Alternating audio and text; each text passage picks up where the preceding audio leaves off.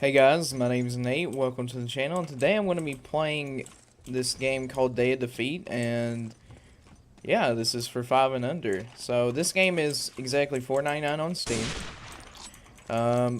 It's a pretty weird game. It's a Half-Life 1 mod, I'm pretty sure. It's came out around the same time as Counter-Strike. And it's pretty much the same exact kind of premise, except there's sprinting and there's aiming in this game. There's a stamina system. It kind of is Battlefield 1 before Battlefield 1 was good. The community is actually very small for this game, but it's also very, like, because it's so small, it's also very very well received. Like, this has a very nice community. Like, hardly have I ran into any toxicity in this community because of just how small it is. So if you want a game with a decent community, this would most likely be the one I would recommend, because honestly I haven't had a problem with the community my whole time playing it. This is probably one of the more well-rounded communities that I've seen. Not that much hate, not a lot of negativity in the community. Overall, it's a pretty amazing community to be a part of. But because the community is so small, getting into a game at any hour of the day is pretty difficult when most of the servers aren't American. And the problem with that is that I am American, so I have a hard time playing latency free on the game itself. The game is it's kind of slow and methodical. And at some maps it's actually super boring to play on because of how slow the game actually is mechanically. Like, the maps are a lot bigger than they are in CS 1.6, but they're also, because of the mechanics of the game, it's actually a lot slower. So not only is the map bigger, but it's slower. And the problem with that,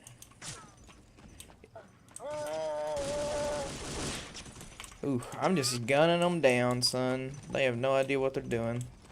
I am the God Hand. Oh my goodness, I just one-tapped that dude. They call me Pasha One-Tap Bicep. They call me Scream. My one-taps are on point. I'm using a pistol, by the way.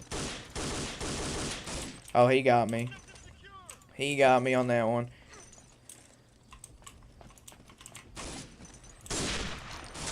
I got smoked.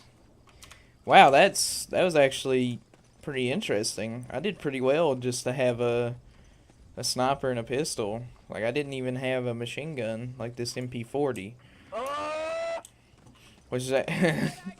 Wow, the MP40 is actually, and I'm running around killing dudes with a pistol. If you reload your clip and it's not completely empty, you lose all that ammunition on that clip, by the way. Show them.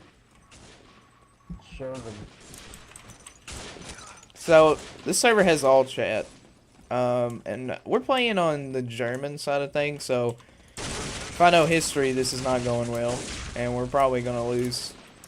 But for $4.99, I don't think it's a really bad game. It's not a good game. It's not a good game, but it's definitely not a bad game. It's kind of meh for what it is.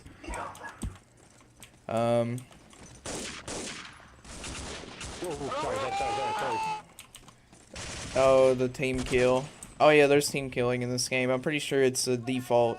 Like, you have to change the setting manually to make it non-team kill, which is odd, but that's just how it works. I was shooting at that guy 100 times this game. Come on, cut me some breaks. But yeah, this game is not... The graphics are bland, and they're very just, to look at. Which, that's what I would expect from a World War II game, in the first place. I'm assuming war is just this dull and bland, in terms of color palette, as I'm imagining right now. But, at the same time, your sprint bar runs out super fast, and it takes forever to refill. So sprinting is really just something you should never use unless you're just tactically moving cover to cover. Because using sprint as a way to get around the map is stupid. They call me Pasha One Tap. I'm just... Nice shot. Nice shot, Take Daku. it! Take it! Oh no. Man, I'm getting flashbacks from last night. Oh my goodness. Really? Shoot your own teammate. God, the team killing in this game is pretty toxic. Pretty toxic. I just got absolutely outplayed there. They genuinely killed me pretty easily. I'm a monkey, but what do you expect, I suppose? Kill them!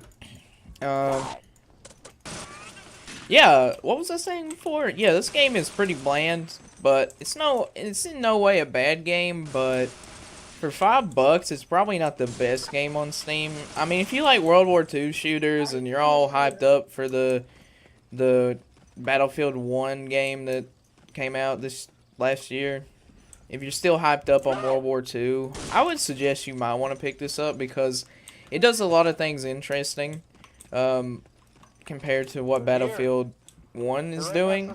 Like, I'm not sure how accuracy works in this game, if it is like Counter-Strike where one-taps are essentially the best thing to go for.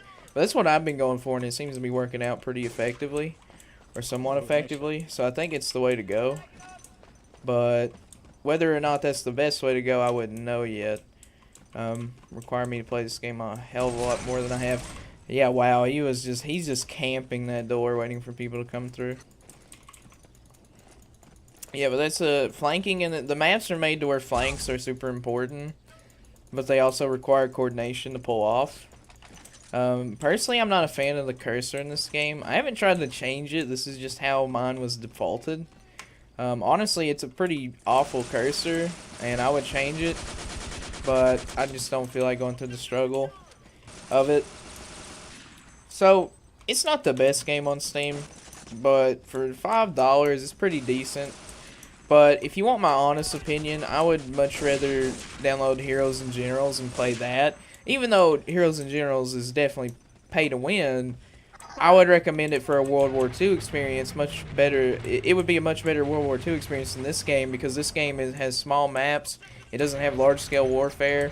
The weapon balance is pretty even, which means all the weapons feel pretty much the same from what I've played of it. I shot him in the head, but it counted me shooting my teammate. So, I'm not happy with that. Pretty sure my teammate isn't either. But weapons seem pretty similar in this game, like way too similar. Which isn't a bad thing, because it means balancing the weapons isn't hard. But I suck at this game. I think it's pretty clear at this point.